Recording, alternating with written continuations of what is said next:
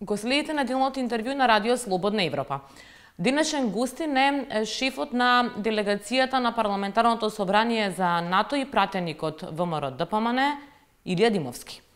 Господине Димовски, не гласавте за уставните измени за Северна Македонија, но како шеф на делегацијата патувате по парламенти од разни земји на ратификација на договорот за членство во НАТО на Северна Македонија. Го сменивте мислењето за договорот од Преспа? Не сум го сменил мислењето за договорот од Преспа. Јас мојот став неколку пати сум го соопштил од аспект на штетноста на содржината на договорот во Преспа. Никогаш не сум ја спорил целта на договорот и тука сакам да направам јасна разлика. Целта на договорот, како што ја разбираме, е членство на Македонија во НАТО пактот и ЕУ, што е став на ВМРО ДПМН како прва политичка партија со таков став уште од самото формирање на парламентарната демократија во Република Македонија. Но тоа не значи дека содржината на договорот е прифатлива и оправдлива од аспект на македонските национални интереси. Мене ми смета еуфоричноста која што власта ја покажува со договорот од Преспа од аспект на тоа дека ова е најпатриотски чин, од аспект дека ова е најдоброто нешто што можело да се направи. Не, треба да бидеме искрени со граѓаните. Ова е болно и тешко постапување на државата и не треба да го криеме тоа, треба да го кажуваме, но секако треба да разбереме дека Република Македонија може да обезбеди многу подобра перспектива и многу подобра иднина како членка на НАТО и на Европската Унија. Во тек е преименување на институциите претежно од македонски во национални. Какво е вашето мислење во однос на ова? Можеше ли владата поинаку да направи? Тоа е едно од работите кои што представува негативно изненадување за целата јавност, заради тоа што владата одеше во духот на онаа еуфорична кампања дека македонски сето тоа ќе се задржи и ќе се заштити. Гледаме дека не е така. Уште повеќе што тоа се случува внатре во Република Македонија. Тука мислам дека владата мора да даде одговор зошто го прави ова и мислам дека треба да се најде начин да не се случи тоа, иако процесот очигледно зема замав. Вашиот председателски кандидат Гордана Силјановска-Давкова и дел од партиското раководство најавуваат некако вид борба против договорот од Преспа ако дојдете на власт. Какво е вашето мислење? Треба ли се поништи тој договор? Сакам да потенцирам 4 формални услови кои што би биле неопходни за да се случи тоа. Формални. Треба да има двотретинско мнозинство во собранието, треба да има Бадинтерово мнозинство во собранието, треба да има согласност од Република Грција и треба да има согласност од меѓународната заедница. Мораме да бидеме искрени со граѓаните и да им кажеме дека таа мисла не може да се заборави, не смее да се заборави, но и дека ќе биде ужасно тешко да се дојде до тоа. А мислите ли дека треба да се влезе во такво нешто?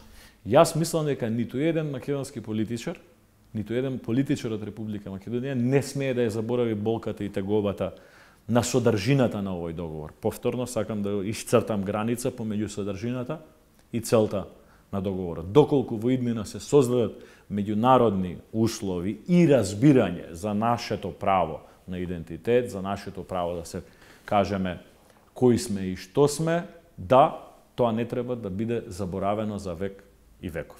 Господине Димовски, ќе одите во кампања за Гордана Силјановска-Давкова? Гордана Силјановска избрана за кандидат за председател на ВМРО ДПМН и јас мислам дека е добар кандидат, заради тоа што ми била и професор, извореден професор, еден од најдобрите професори на правниот факултет.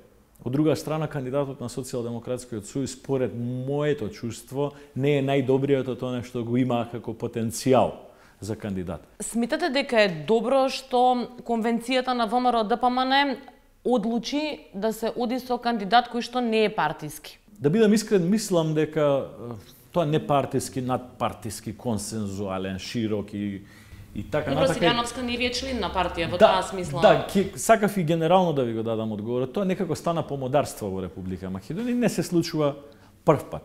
Ние мислам дека за таа функција во принцип подобро би било да се бираат искусни политичари кои што имаат политичка кариера замашна во својата историја. Со исклучок на председателот Трамп, вие не можете да најдете во Америка председател кој што не бил повеќе мандати сенатор, конгресмен, гувернер, во Англија премиер или канцелар во Германија, но тоа го прават сите партии. Да, ќе бев посреќен ако кандидатот беше од рамките на ВМРО-ДПМН, но сепак она што го застапува Силјановска како нејзин политички светоглед во оваа етапа од развојот на државата, па и е блиску до она што и јас го чувствувам. Каква е вашата лична оцена за работата на актуелното партиско раководство во ВМРО-ДПМН? Јас имам различни ставови по многу теми со раководството на партијата, но сум дел од партијата многу години назад. Сум дел можеби 20 на години и повеќе. Сум ги поминал сите етапи во политичката партија, буквално од бидување дел од месен комитет на локално ниво во својата населба во Велес, до бидување член на извршниот комитет на партијата. Од тој аспект, мојот однос со партијата не е низ призмата на раководството, туку е и низ призмата на обичното членство, на луѓето кои што работеле со мене во Велес, на луѓето со мене кои што работеле во изборната единица каде што сум избран за пратеник. Од тој аспект нема да си дозволам никогаш јавно да диференцирам став кој што би бил конфликтен со својата партија. Но тоа не значи дека не сум сериозен аналитичар или критичар на работите кога се одлучува внатре во партијата. Не се подпишавте на барањето за предвремени избори што го поднесе вашата партија до парламентот. Зошто? Тоа барање мислам дека дојде задоцнето и дојде после веќе дефинираната одлука на Социјалдемократскиот сојуз дека нема да дозволи парламентарни избори. Од тој аспект мислам дека не беше неопходно, а и во секој случај ценам индивидуален пристап во политиката и мислам дека беше прав момент и да покажам дека не мора некогаш да правиме работи кои што знаеме дека се веќе утврдени и прецизирани во рамки на политичките тела на разни партии. Има некои информации дека членството во НАТО, меѓу другото, може да биде условено и зависно од поддршката на законот за специјално јавно обвинителство. Вие сте во еден од случаите на специјалното јавно обвинителство. Какво е вашиот личен став, вашето мислење, ќе го поддржите ли законот? Членството во НАТО не зависи од тоа. Процесот на ратификација на протоколот за членство во НАТО на Република Македонија оди со забрзано темпо. Мислам дека може да се успее да бидеме можеби и рекордер, ако не би биле некаде во рамки на досегашниот рекорд од 9 месеци. И тоа е добро и треба да се поддржи и со моето учество во тој процес давам пример. Во поглед на специјалното јавно обвинителство, мислам дека е генерален услов за владење на правото во Република Македонија визави процесот на наше почнување на преговори со Европската унија. Јас посебно заради тоа што сум дел од обработката на специјалното јавно обвинителство, се обидувам да диференцирам став кој што ќе значи и поддршка, ако е потребно, на понатамошно постоење и функционирање на специјалното јавно обвинителство. Како и во парламентот, како и во судството, како и во образованието, така и во специјалното јавно обвинителство, мислам дека има и квалитетни и неквалитетни луѓе, има и квалитетни постапки и неквалитетни постапки. И ние носиме и добри и лоши закони.